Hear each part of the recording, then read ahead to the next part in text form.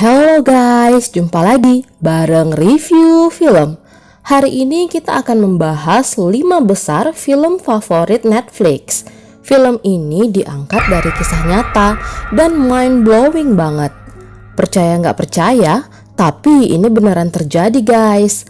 Langsung saja, ini dia Our Father. Asik-asik, ciao! Film ini dibuka dengan seorang wanita yang bernama Jacoba. Sedari kecil ia merasa bahwa ia berbeda dengan orang tuanya. Memiliki mata biru dan rambut yang pirang, namun kedua orang tuanya tidak memiliki itu semua. Ia mendesak orang tuanya untuk memberitahukan hal yang sebenarnya. Apakah dia anak adopsi atau tidak? So, I kept asking my mom. Awalnya orang tuanya menolak, tapi setelah Jacoba meyakinkan mereka, akhirnya ibunya mengatakan yang sebenarnya. Jacoba adalah anak hasil donor sperma. I love that child more than life itself. Di awal pernikahan, ayah dan ibunya sangat ingin memiliki anak. Tetapi karena sperma ayahnya nggak strong, jadinya mereka nggak bisa punya anak deh. My husband could not have children. Mereka pun mendatangi dokter yang sangat terkenal di kota itu, yang bernama Dr. Klein. Dr. Klein sudah banyak mewujudkan harapan banyak pasangan untuk memiliki anak di Indianapolis, Amerika Serikat, melalui metode inseminasi buatan. Dr. Donald Klein is a medical resident for donors. Inseminasi buatan itu adalah metode supaya wanita bisa mengalami kehamilan. Jadi, sel sperma cowok diletakkan di rahim wanita secara sengaja, tapi bukan dengan cara berhubungan intim ya guys. He's got to place that syringe at the... Nah, Dr. Klein ini mengatakan bahwa ia akan mencari donor sperma yang cocok untuk ibu Jacoba. Dan Viola, sekali pertemuan saja, inseminasi buatannya berhasil. Ibu Jacoba hamil dan ia pun sangat senang. They did the procedure and I was pregnant. Saat Jacoba telah dewasa, ia ingin mencari tahu siapa pendonor sperma ibunya, karena ia sangat ingin memiliki saudara kandung. Dr. Klein mengatakan bahwa satu pendonor hanya bisa melakukan maksimal 3 kali pendonoran untuk menghindari insest atau pernikahan sesama saudara kandung. Jadi Jacoba berpikir, mungkin aku akan menemukan 1 atau 2 saudaraku jika aku mengetahui siapa pendonornya. Lalu ia pun memulai proses pencarian. You know, my brother or sister just wanted to have that bond. Pada tahun 2014, saat Jacoba menginjak usia 35 tahun, ia melihat iklan tes DNA berseliweran di televisi. Ia pun mencoba tes DNA untuk menemukan orang yang memiliki DNA yang sama dengannya. Jika ada kesamaan, orang itu sudah dipastikan adalah saudara kandungnya. You see 23andMe when I was going to take a DNA test. Dan ketika hasilnya telah keluar, ia sangat gembira sekaligus terkejut. Di situ tertulis ia memiliki 7 saudara kandung. Lah, piye toh? Padahal kata Dr. Klein, si pendonor sperma hanya boleh melakukan 3 kali pendonoran untuk menghindari potensi pernikahan sesama saudara kandung. Hal ini sungguh bertentangan dengan fakta yang ada. 7 siblings. What's going on here? Jacoba dan ketujuh saudaranya pun saling berkomunikasi satu sama lain dan memulai investigasi mereka untuk mencari siapa pendonor sperma ini. Investigating who our biological father is. Mereka sempat saling bercanda. Mungkin si dokter gila Klein yang menaruh spermanya pada ibu kita. Tapi mereka tidak terlalu memikirkan itu. Sampai suatu ketika, mereka menemukan kesamaan DNA pada sepupunya dokter Klein. Matched a lady named Sylvia. I forgot my cousin Dawn. Jacoba memintanya untuk menulis silsilah keluarganya.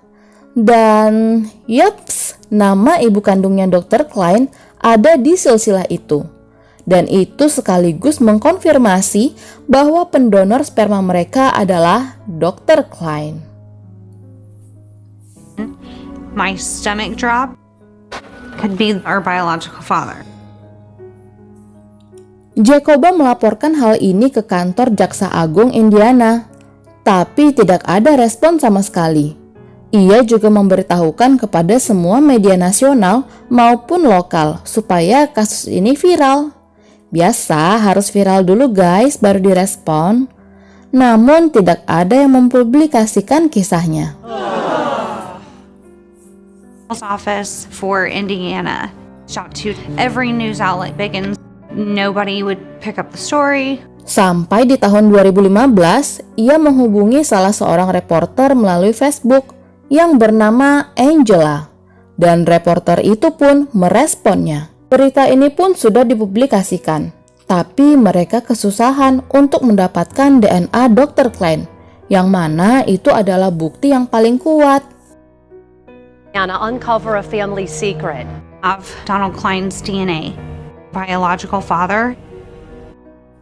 Tidak berapa lama, dua anak dari Dr. Klein datang dan menemui Jacoba. Mereka mengatakan bahwa ayah mereka mengaku ia adalah ayah biologis Jacoba. Dr. Klein mengatakan ia hanya memberikan spermanya jika ia tidak mendapati donor sperma, dan itu tidak lebih dari 10 kali. Dan anaknya pun mengatur waktu pertemuan antara Dr. Klein, Jacoba, dan saudara-saudara lainnya. They said they had talked to their dad, biological father. Dr. Klein gak merasa bersalah sama sekali. Ia melakukannya secara sadar dan sengaja. Ia mengatakan bahwa ia hanya ingin menolong para wanita untuk memiliki anak dan memberikan kutipan Alkitab kepada Jacoba, yakni Yeremia 1 ayat 5. Sebelum aku membentuk engkau dalam rahim ibumu, aku telah mengenal engkau. Not showing emotion. Jeremiah 1:5. Seiring berjalannya waktu, jumlah saudara pun bertambah. Jelas sekali bahwa Dr. Klein berbohong. Dan beberapa di antaranya juga memiliki donor sperma. Tapi Dr. Klein membuang sperma itu dan malah memberikan spermanya. Oh alah, apa sih yang ada dalam pikiranmu, Dok?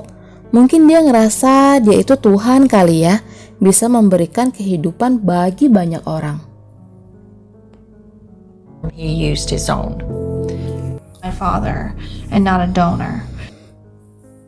Selain sebagai seorang dokter yang disegani banyak orang, Dr. Klein ini juga seorang yang dermawan dan salah satu penatua gereja. Elders. Saw that. Suatu hari Angela mendapatkan email dari Dr. Klein. Ia menyuruh Angela, Jacoba, dan saudara lainnya untuk menghentikan pemberitaan dan mengancam mereka. Dr. Klein membawa pistol saat bertemu Angela. Baut pada ban mobil Jacoba dilepas dan email salah satu saudarinya diretas. Tapi tidak semudah itu, Ferguson. Mereka tidak menyerah begitu saja. Klein was just erased. Dalam investigasinya, Jacoba juga mendapatkan informasi pada tahun 1963, Dr. Klein tidak sengaja menabrak anak perempuan. Dan anak perempuan itu meninggal. Sejak saat itu, ia menjadi sangat religius. In 1963, that's when he changed his life. Selain itu, Jacoba juga menemukan ada sebuah sekte yang bernama Quiverful. Sekte tersebut memiliki tujuan supaya manusia memiliki anak yang banyak. Dia berpikir, mungkin Dr. Klein merupakan bagian dalam sekte tersebut. Karena sekte tersebut juga menggunakan ayat favoritnya Dr. Klein, Yeremia 1 ayat 5. This quiverful movement, children as possible. Setelah 1 tahun mengirim puluhan surat ke Kejaksaan Agung dan dibantu dengan pemberitaan yang viral, akhirnya Jaksa Agung pun melakukan investigasi pada Dr. Klein. Dan masalahnya adalah mereka tidak menemukan tindak pidana akan kasus ini. Crime that touches. That's our problem. Pada waktu itu, gak ada peraturan yang membahas penipuan donor sperma, guys. Jadi Jaksa Agung tidak bisa melakukan penangkapan.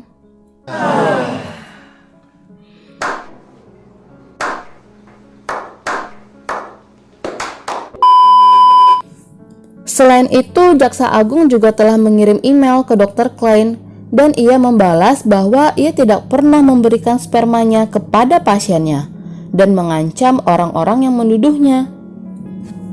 Were we able to come up with a theory for how to... It was like a hurrah moment. Yaps, benar sekali. Dari sinilah Jaksa Agung bisa menjerat Dr. Klein menggunakan pasal yang ada, yakni pasal berbohong dan melakukan pengancaman. But what is this all about? Saat itu juga Jaksa Agung dapat melakukan tindakan pengambilan DNA Dr. Klein. Dan hasilnya 99% positif bahwa ia adalah ayah biologis dari Jacoba dan saudara-saudaranya. Detective Sergeant Carmen Supaya Dr. Klein tidak mengalami proses pengadilan yang panjang, dan tentu saja ini dapat menguak kesalahan-kesalahannya yang lain, Dr. Klein mengaku bersalah atas tuntutan pidana yang diberikan kepadanya, yakni karena ia berbohong dan melakukan ancaman. Objection, Your Honor. Objection, Your Honor. Di sini Dr. Klein juga mendapat dukungan banyak orang, seperti mantan pasien, komunitas agama, orang-orang yang penting di negara itu. Bahkan salah satu jaksa menyurati hakim akan kebaikan Dr. Klein. Seemed very sympathetic towards him. You know that this is your first offense. Kasus yang besarnya, yaitu penipuan donor sperma, malah tidak bisa digunakan untuk menjerat Dr. Klein. Dan pada akhirnya hakim pun tidak memenjarakan, hanya memberikan denda sebesar $500. Dalam rupiahnya cuma 7 juta, guys. Lah, gimana ceritanya ini?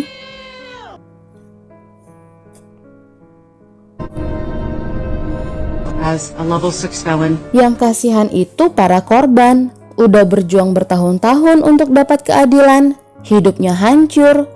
Dan ketika di pengadilan mereka hanya melihat Dr. Klein bisa melenggang bebas. Kasihan ya.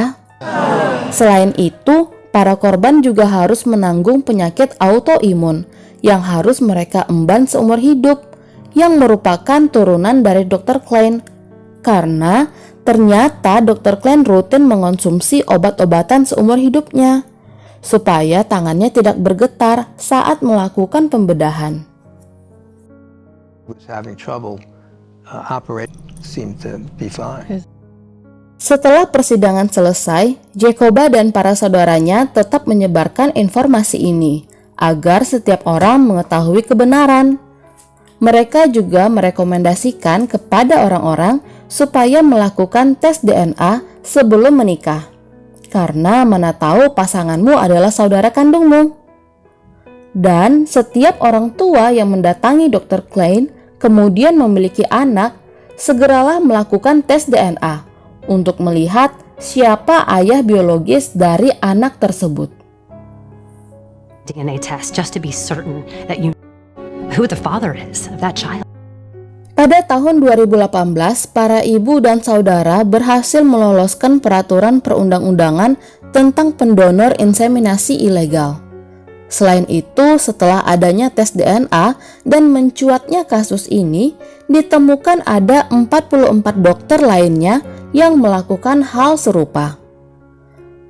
Sampai film ini dibuat, ada 94 saudara keturunan Klein dan akan terus bertambah. Dan film pun selesai.